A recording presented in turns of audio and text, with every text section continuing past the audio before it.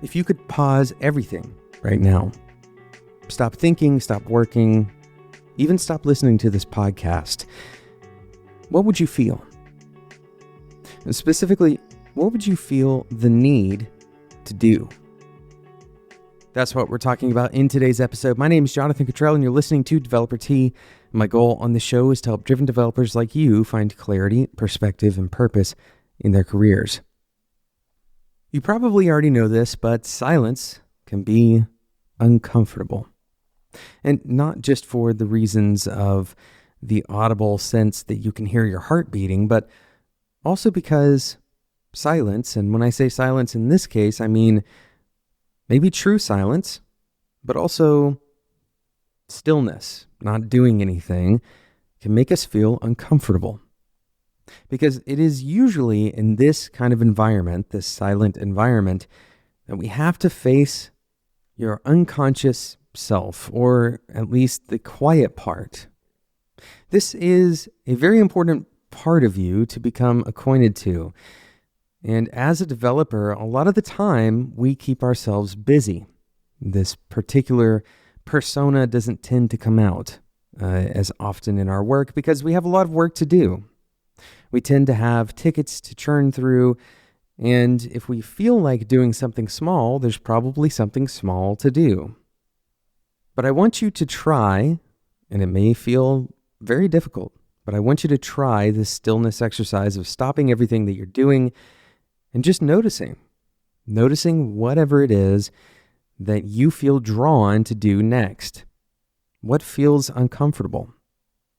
And once you can notice what feels uncomfortable, we're not doing this just to feel that pain, but we're doing this instead because it's a different way of thinking. It allows us to process our thoughts in a different mode. So there's a few things to notice when you're doing this exercise of stopping everything that you're doing, staying still, and then noting whatever you feel drawn to do, whatever you feel some sense of urgency to do next. The few things that I want you to notice. Number one, why didn't you feel that before? Think about this for a second. If you are busy and then you stop being busy, right? If you stop whatever it is that you're doing, and now once you've stopped, you feel the urgency to do something totally different than you were doing before, then why weren't you doing that thing before? Most of the time, this is what we call procrastination, by the way. Most of the time, we procrastinate to avoid negative emotions about something. If you're new to Developer T, then talking about your emotions as a part of your career may feel a little bit new or foreign. But as it turns out, our emotions are totally interwoven with what we do as engineers. So if you are trying to procrastinate, if you're keeping yourself busy to avoid a negative emotion, it makes sense to at least understand what that negative emotion is. Mostly because that negative emotion probably points to something that could be resolved for you. Now, we're not talking about ethereal things that have nothing to do with your work. This may quite literally be a problem in the code that has been nagging at you, and you just haven't found the time to fix it. Or maybe you don't have the knowledge to fix it. And so the negative emotion that you are avoiding by procrastinating is the feeling that you're not smart enough to work on this code base because you don't have the necessary skills. And so in order to combat that, you trick yourself into believing that you do have the necessary skills by staying busy. But what may be a better resolution is to build those skills, not to stay in that sense of debilitation or negativity, not to feel the emotion and then wallow in it, but instead to let it guide you. As a general rule, when we feel some kind of urgency, that urgency has an underlying basic need, a basic human need that we should address. And it may be that we don't know how to address it. It may be that we feel that addressing it is selfish or unprofessional.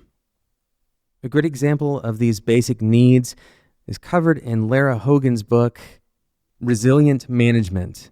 Lara Hogan brings up the BICEPS framework, which she actually borrowed from Paloma Medina.